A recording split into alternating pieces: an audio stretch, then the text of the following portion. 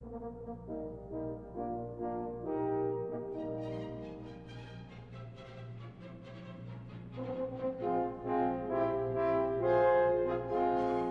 now on the Historic Route.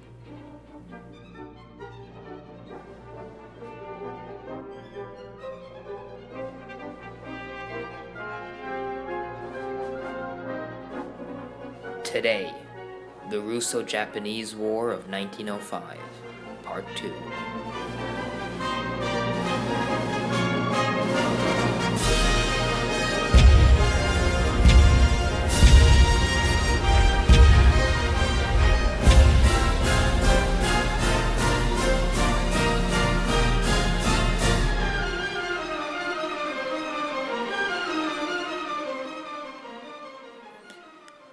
So now, at long last in this show, truly all pieces are on the board and the war can begin in earnest. But before we jump in, there are two things I briefly need to say.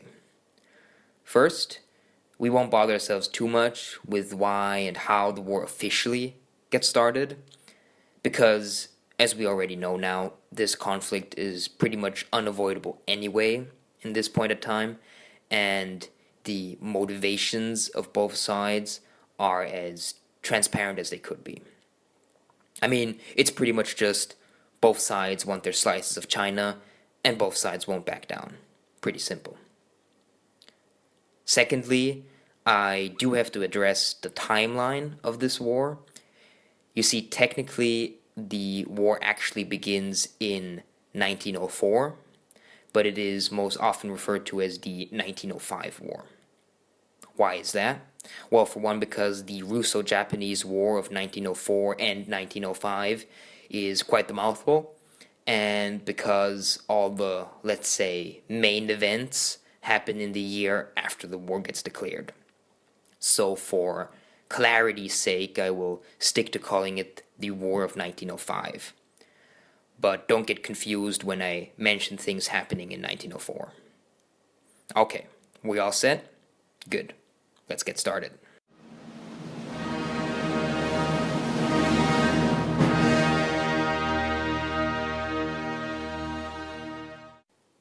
Now, in the intro to this story, I mentioned how this war would go on to foreshadow events in early 20th century history.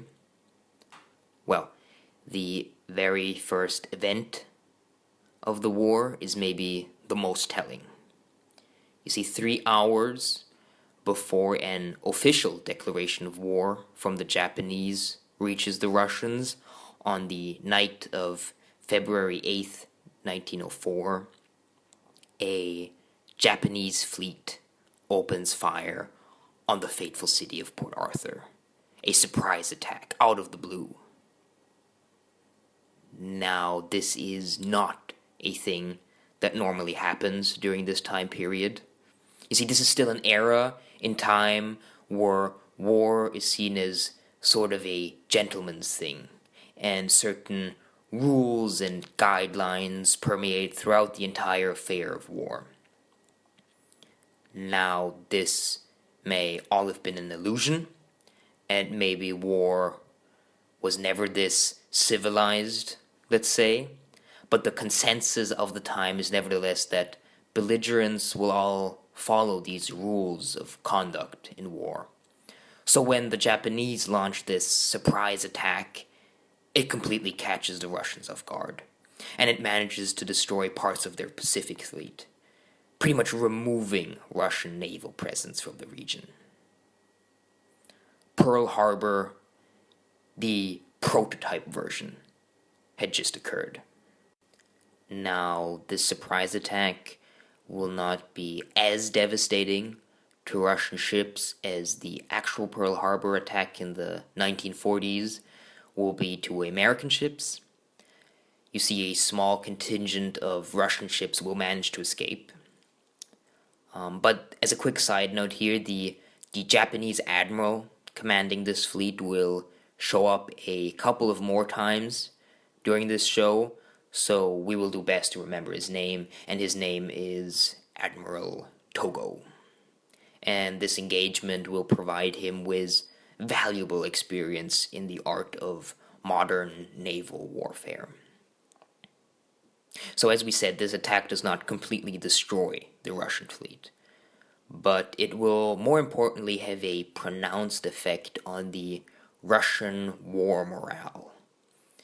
Shocked and mortified that not only would the Japanese take the initiative, but would be bold enough to attack one of Russia's main bases in the region, maybe the main base in the region. We talked about warm water ports and how important they were. Well, it completely disillusioned any Russian soldier in the area that this would be like any other colonial war. This would be a war of equals. And as it will turn out, maybe not even that. Russia's true weakness had just been exposed. After this first naval engagement, a series of land battles would take place all over Manchuria. Port Arthur was successfully besieged by Japanese forces, and with the use of heavy artillery, the foreshadowing of wars to come, the city was taken. Following this, a second battle of the Yalu River, this time inland, and the subsequent Battle of Nanshan would, maybe for the first time in history, truly show the scope of modern industrialized warfare. Reminiscent of the First World War, Japanese forces in these battles will try to storm entrenched Russian defenses and suffer horrendous casualties. More rifle, machine gun, and artillery shells were fired in these battles than in the entire First Sino-Japanese War. Trenches, artillery, and mass industrialized killing was the order of the day. Warfare had changed, and not entirely for the better, and the outcome was brutal. Japan would claim victory in these battles, but with a heavy cost, taking many times the casualties than the Russians. Thousands and thousands dead for the capture of merely one strategic hill or an advantageous ridge. Doesn't seem sensible. But then again, there is nothing sensible to us, citizens of the 21st century, about this type of warfare. Especially the type of warfare the Japanese practiced. You know, death before dishonor and all that. This ancient warrior mindset seemed perfect for this type of war. Because, and I'll tell you this, it may be brutal, but all in all, it brought in results. The Japanese clearly had the upper hand here, and the Russians, especially the elites in St. Petersburg and Moscow, could not make heads or tails of the situation. Why are the Japanese winning? How are the barbarians defeating us? On a side note, I cannot recommend enough looking up Russo Japanese War propaganda online after listening to this show. You will have a good laugh now knowing what you do. You see, the Russians really did make this war up to be a cakewalk. One propaganda piece depicts a Russian soldier spanking a Japanese one, as you might with a misbehaving kid in the olden times. And this is just one of many examples. Their racism and hubris had convinced them that Japan would be a pushover. But the common Russian soldier knew better. You see, they had seen the Japanese in battle. They knew the reality of war. In one instance, when Russian high command will try to help out the troops on the front, they will send religious icons to the front. You know, those little trinkets depicting various saints and holy figures? Apparently feeling as though a boost of religious morale would be sufficient to defeat the enemy. Here is a quote about a Russian general stationed at the front. On the news that the Tsar had sent the troops icons to boost their morales, General Dragomirov quipped, "The Japanese are beating us with machine guns, but never mind. We'll beat them with icons." what did we say were the hallmarks, the cliches, the stereotypes of a good Goliath? Overconfidence, feigned strength, a certain blundering into defeat. Certainly, they are on display here. Back on the sea, the Japanese would have even more success. Under Admiral Togo, the same admiral from before, the Japanese Navy managed to badly wound the remainder of the Russian Pacific Fleet in the Battle of the Yellow Sea, the same fleet that had fled from Port Arthur. The Japanese utilized a difficult to pull off but potentially devastating naval maneuver called crossing the T to attack the Russians. Now, fans of 19th and 20th century naval combat know that this is the checkmate maneuver, the gotcha tactic, the king of kings when it comes to ship combat. The game over of naval tactics, pretty much. Quickly explained, imagine the letter T. Crossing the T means aligning your ships as the horizontal part of the T and the enemy as the vertical part of the T, allowing you the full use of all your gun turrets, but only limited use of the enemy's, as only his forward guns would be able to fire on you. I know it's a bit technical, but simply put, you never ever want your T crossed. But surprisingly, the Russians got lucky actually. They managed to hastily retreat before they could be totally annihilated. Now, why did I explain the whole crossing of the T thing if the Russians mostly escaped anyway? Well, first of all, these ships were now all badly damaged and would not be seeing combat again. Secondly, this is actually not the last time this would happen to the Russian fleet, and they would not be so lucky next time. Okay, let's say you're Russia right now. A lot of alarm bells must be ringing in your head at the moment. Your Pacific Fleet has been badly wounded. You're losing ground, and fast, to the Japanese, with vital cities and strongholds like Port Arthur no longer in your control. What do you do now? Well, except maybe for sending more icons to the front.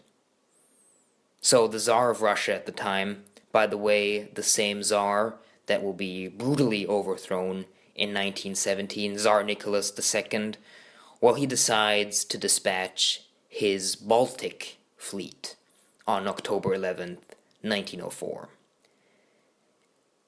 And this, dear listeners, is where we dispatch from the more somber and dramatic tone of the previous segments and switch, if only for a short time, to a more comedic tone, even, because, yes, what follows can only be described as a comedy playing out in real life.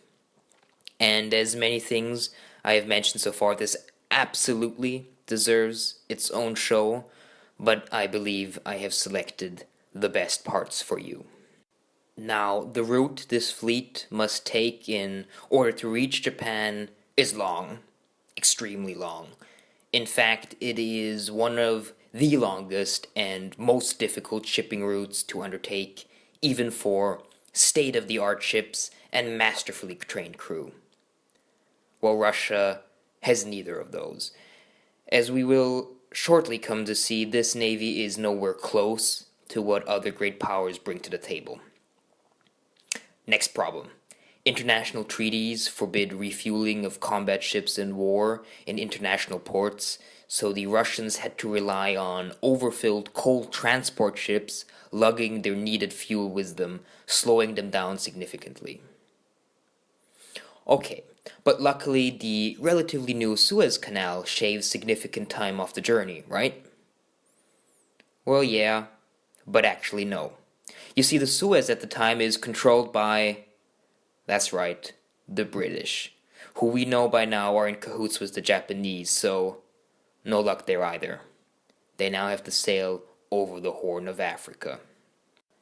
Okay, so the odds may be stacked against you. But orders are orders, and you send out Admiral Rozdestvensky. My sincere apologies for presumably mispronouncing that name. And immediately, your fleet is faced with the first problem: Japanese mines in the Danish Straits. Wait, Japanese mines in the Danish Straits? Did the Japanese manage to covertly sail 30,000 kilometers and place mines in international waters while being completely undetected? How does that work? Well, it doesn't, because there are no mines. They were dreamt up by inexperienced sailors on board the Russian ships who were scared of Japanese attacks. But the fleet acted on these rumors anyway, and moved even more slowly through the straits in fear of mines. Ridiculous, right? Well, we haven't even started yet. After entering the North Sea, the fleet spots several Japanese torpedo boats in wait. Wait, how is this possible? No time to ask. Fire! Well, I'm sure you see where this is going. No, those were emphatically not Japanese torpedo boats, but in fact British fishing vessels.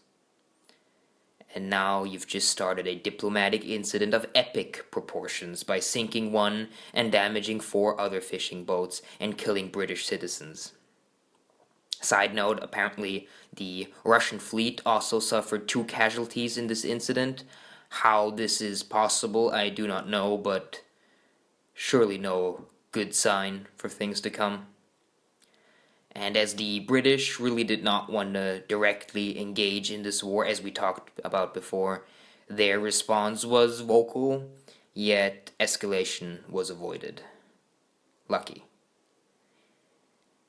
After a long journey, with many more faux pas and incidents on the way, the Russians managed to reach Madagascar, at the time a protectorate owned by France, their ally, where they were allowed to regroup and recoal. But not being accustomed to the climate and conditions, many Russian sailors will get all manner of tropical diseases and illnesses, depleting their manpower. Furthermore, they will apparently also take on board with them many tropical animals as pets and memorabilia, with one incident telling of a captain being killed by the bite of some poisonous animal. It keeps getting better, doesn't it?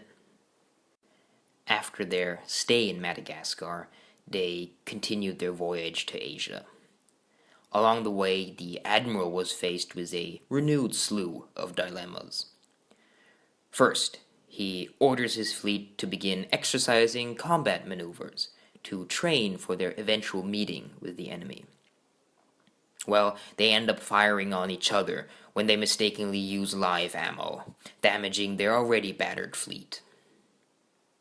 Next, an insurrection within the ranks of the enlisted men by revolutionaries had to be squashed, depleting their manpower once again.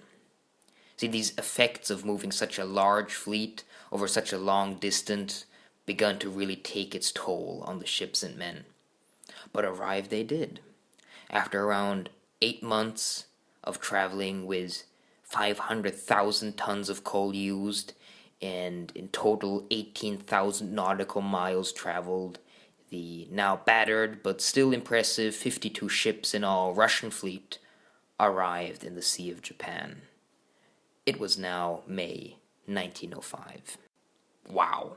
I mean, yes, their voyage was far from smooth and beset from all sides with problems, but they had practically pulled off a world circumference, something which, in the best of times and circumstances, would have been a feat to accomplish. And these were not the best of times, and circumstances were most definitely against them. Also, it was done by the Baltic Fleet, which, as the name implies, was meant for the defense of the Baltic and not for international adventures. A logistical accomplishment, to be sure, if not a little bit, well, more than a little bit amusing. Now, having arrived in the Sea of Japan, Admiral Rozdestvensky was faced with a difficult choice. In order for his battered fleet to regroup and refit, he needed to reach the port of Vladivostok, situated near the northeast border of Korea. He could either sail his fleet all the way around Japan to reach the port, that being the longer but ultimately safer route, or he could take the direct route, sailing between Korea and Japan through the Straits of Tsushima, this being the more dangerous route as the Japanese fleet could more easily find and engage him there. He chose the latter, a deadly decision.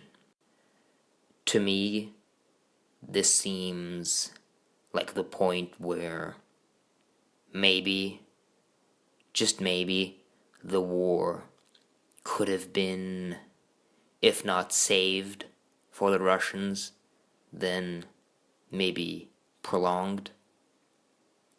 Had the Russian admiral perhaps taken the other route, the war might have gone completely differently. On the one hand, the coming naval battle will be ultimately decisive in the outcome of the war, but on the other hand, it's not like the Russians are making it any easier on themselves by winning any land battles either.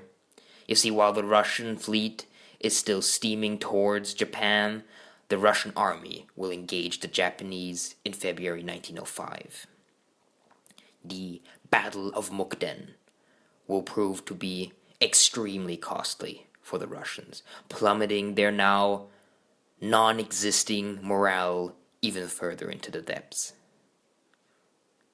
By the way, this battle is again one of these moments in this story where the foreshadowing of things to come seems almost too on the nose, as if a lazy screenwriter really wanted to set up a plotline but couldn't pull it off smoothly.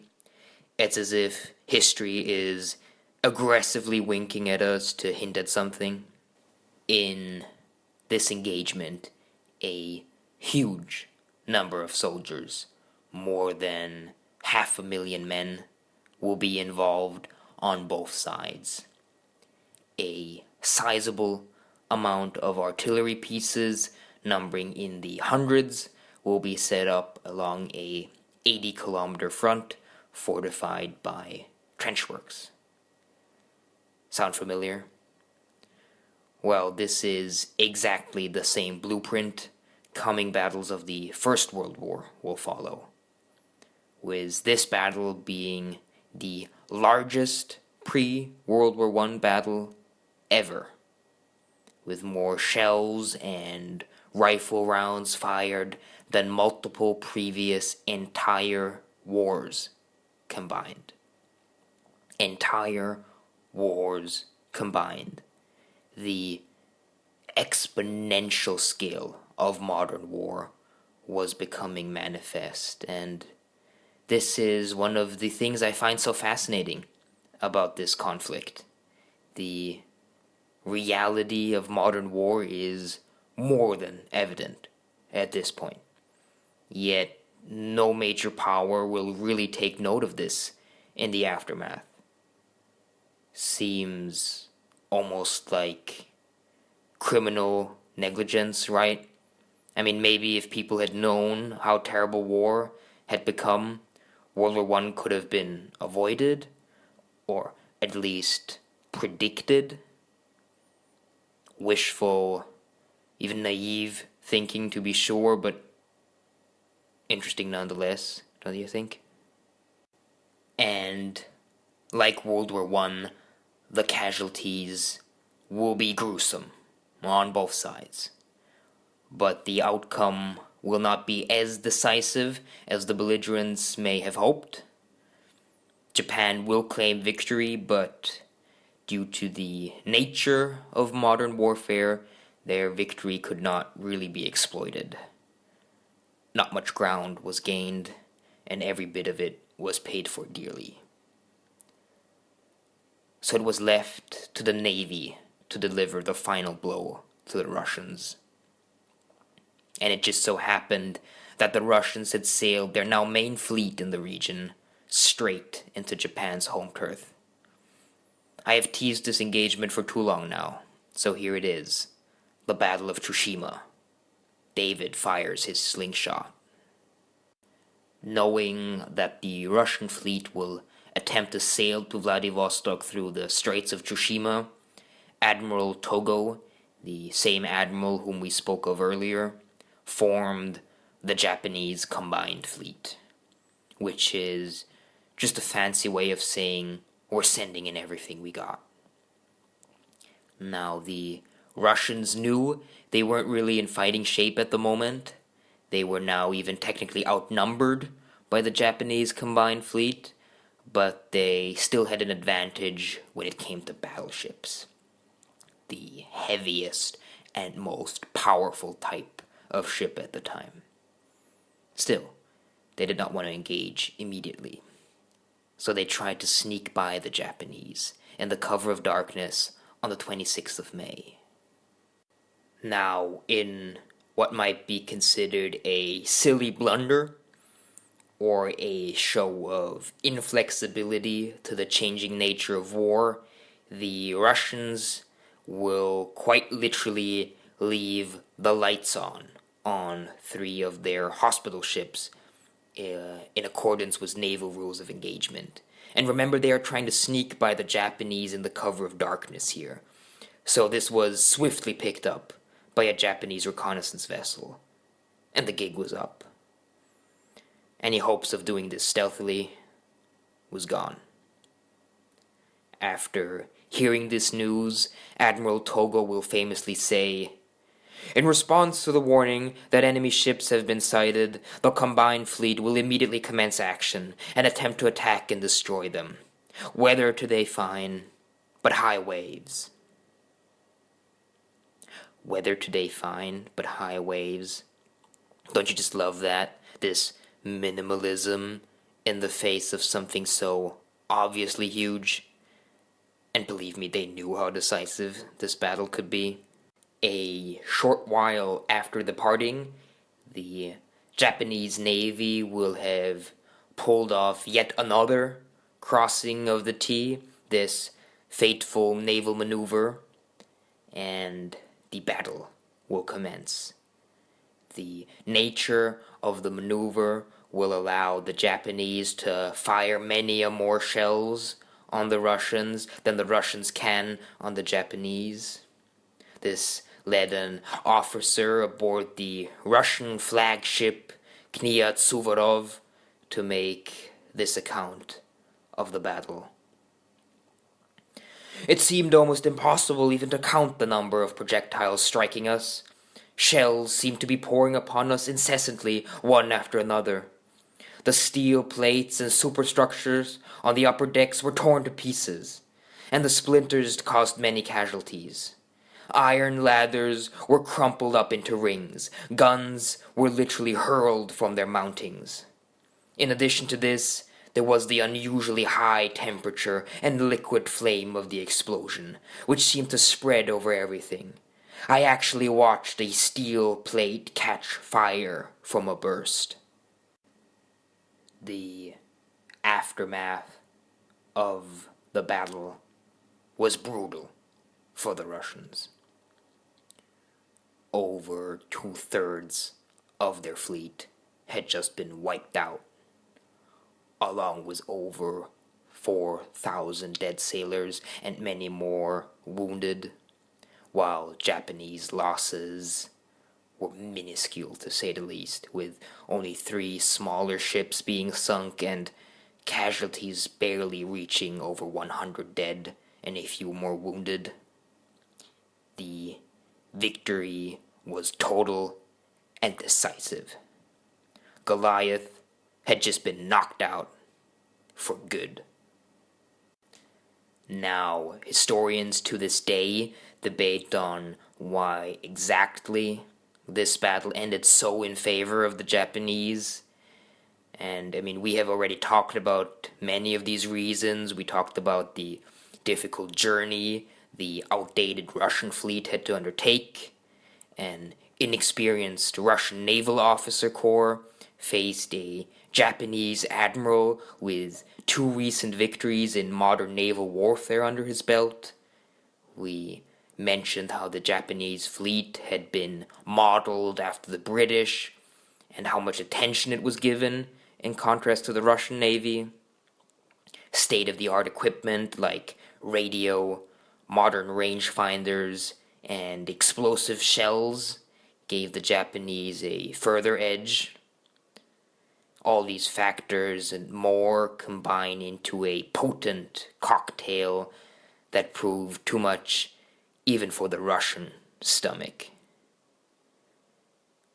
Following the Battle of Tsushima Straits, the Russians would capitulate, ending the Russo Japanese War.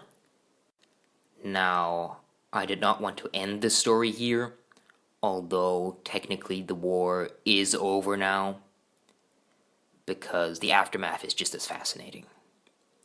So indulge me for a while longer while I run you through the most significant post-war developments. Following the signing of the armistice, the Japanese Empire was now ascendant. Control over Korea was strengthened, which would eventually lead to the direct annexation of said country in 1910 by Japan. Port Arthur was also now firmly in Japanese hands, with Manchuria now in their orbit. A springboard for future excursions into China, perhaps? Japan's seat at the world table had been earned, and Western powers would never again dismiss the empire of the rising sun. Russia, on the other hand, was now in terminal decline. Following this humiliating defeat, a revolution broke out in Russia, heralding bigger things to come, even though this time the revolution was squashed. The Tsar lost political power, influence, and most importantly, trust in his regime. He even had to sign in Russia's first parliament, the Duma, unthinkable in previous generations. But then again, this loss in prestige does make sense. After all, they had been soundly defeated by supposedly inferior beings just now. This was Russia's second strike, so to say, and their third and final one would come in the form of a great war, a couple of years into the future. David had knocked out Goliath, although the proverbial cutting off of the head would be done by someone else. A quick side note and possible teaser: British observers and war correspondents will laboriously study this battle, the Battle of Tsushima, and come to the conclusion that Japanese victory was in part achieved by the use of bigger shells and faster and larger ships, information which will directly lead the British to constructing the HMS Dreadnought. A spark which ignited a British-German arms race, resulting in an ever more drifting apart of these nations that will in the end be decided on the bloody battlefields of Europe, which so fatefully mimicked us in Asia. But that's a story for another time, one which I will definitely cover in a future episode. But if nothing else, it should seem evident now why I chose this war and why it is so fascinating. Events have been set in motion after this war that will directly lead to World War I, the Russian Revolution, and the invasion of Manchuria and China by the Japanese. All this in the aftermath of David and Goliath, the Russo Japanese War of 1905. Thank you for listening. I hope you join me next time on The Historic Route.